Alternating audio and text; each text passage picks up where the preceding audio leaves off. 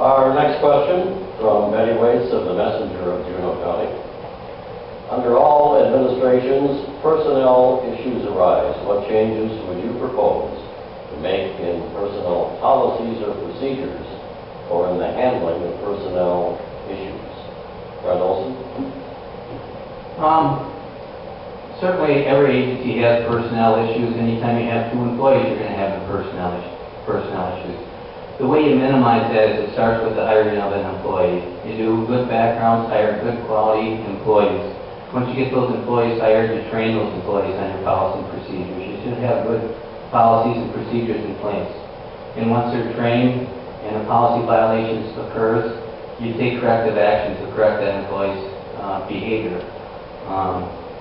I think if there was anything I would change or recommend be changed in Juneau County, is that it's found in the state statute when it's a major personnel issue requiring termination. State statute says the judge is to drop all issues if it goes before the judge, and it states the grievance committee is to drop all issues on their table if it goes to them. And so they can deal with it right away. And there's one reason that this statute is that strong. It's because the longer these go, the more it hurts the agency, and the more, most importantly, the most it hurts the people of this county. And they're the ones paying the bills for these individuals who are on paid leave. Well, what's happening in these past couple of instances is both attorneys for both sides have waived the time limits. And then we end up with a year-and-a-half drawn-out personnel issue. It's wrong. It's not fair to the agency. It's not fair to you, the taxpayer. And I think we need to adhere to the state statute which says these issues shall be expedited. And that's the change I would push for. Thank you. Tom says. Personnel matters, especially when you're talking about termination. You have to understand that all the people in that agency are personnel who are already deeply invested in the county, in that they've been paid to do their job. There's a great deal of training involved. They are an asset. With your discipline issues, you should do everything possible short of termination to keep them on board. It's just going to cost the county more money to terminate. Progressive discipline is exactly what it is. As you get these issues, you deal with them promptly and immediately, you correct the problem. You don't ultimately just toss them out the door and kick them to the curb. You're just wasting a good asset, not to mention the experience that many of them have already gotten. What I would like to see do is when we have something where it comes to possible termination, why aren't we getting in an outside agency? You're talking a little fair. Sheriff's Department, like any other employer-employee relationship, you got people against you, you got people who want your job, you got your petty little garbage going on there, and when it comes to termination, folks, I would strongly recommend outside agency involvement. You get a much fairer outcome, and I think we could save ourselves a ton of money. Thank you. Seth Phillips. I think the overlying issue that we need to address in personnel would be fair and equitable. Every single employee, I don't care if they're command staff, line staff, support staff, or even volunteers, everybody deserves fair and equal treatment. I don't care if they were the best man at my wedding or some guy or gal I've never met before. They deserve every opportunity to make themselves better, to do better for the county, and to improve. They all need to be treated the same.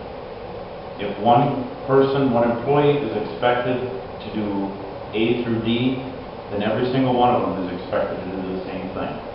And if they don't, just as Mr. Sis described, progressive discipline and move on. Everybody should have the opportunity to make themselves better and to change, or move on to a different career or a different agency. No agency is exempt from their fair share of concerns or problems. But everybody, every chief, sheriff, and command staff on down needs to have the same ideals when it comes to discipline, and treat each one as if it were their friend or it were their relative or whatnot, and make sure that they are following the policy that they've already approved or a preceding sheriff or chief has approved, and do it equal, because everybody as a human deserves that, just like the citizens do. Thank you. I'll remind our people in the audience here tonight, if you'd like to participate, ask a question of the three gentlemen, we have a card and pencil available. And if we don't have a question that interests you from the media, perhaps you'd like to submit your own question, and we're welcoming those tonight. We have paper and pencil available, and Kathy Orton is collecting the questions here tonight. We had a few folks walk in late and they didn't hear that at first. But we definitely would like to hear from you if you have something you'd like to ask. And we will get to those questions toward the end of the broadcast tonight.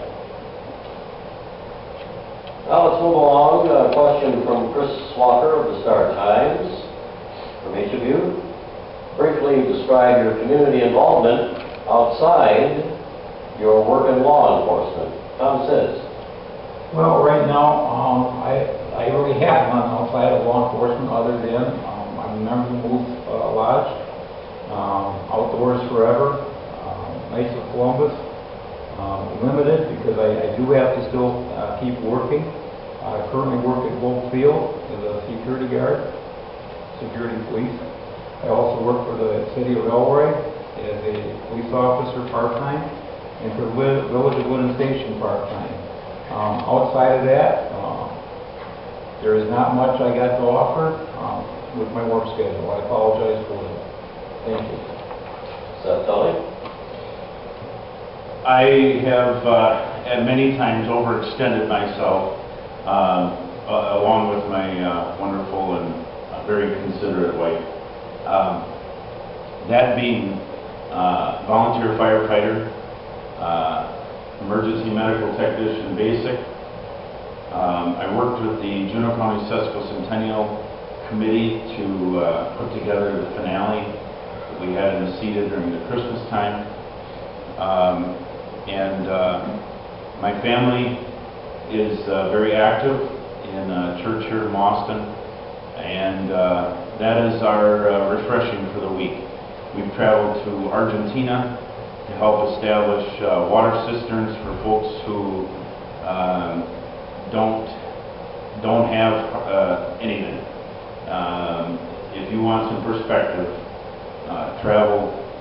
You don't even have to go out of this county to get a little perspective. There's folks in Argentina that you would consider dirt poor that have more than some folks here, right in this county. I give my time freely, and probably more than I should, but that's who I am. Extra time. Salary has never been my strong point, and if I was paid hourly, somebody would be broke. So, and I've appreciated and taken something from every single experience that I can use every single day.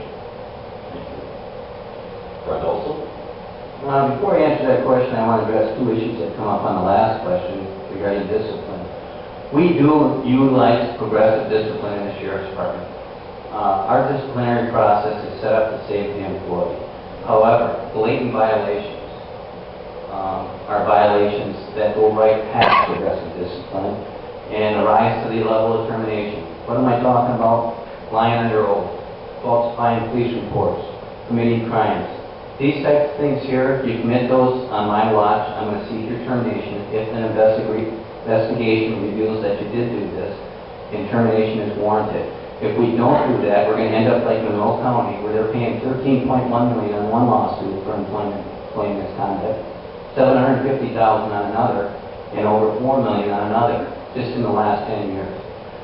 Regarding outside agency investigations, anytime any matter rises to the criminal level, we will get an outside agency to conduct that investigation. Once their investigation is complete, it's referred to the district attorney.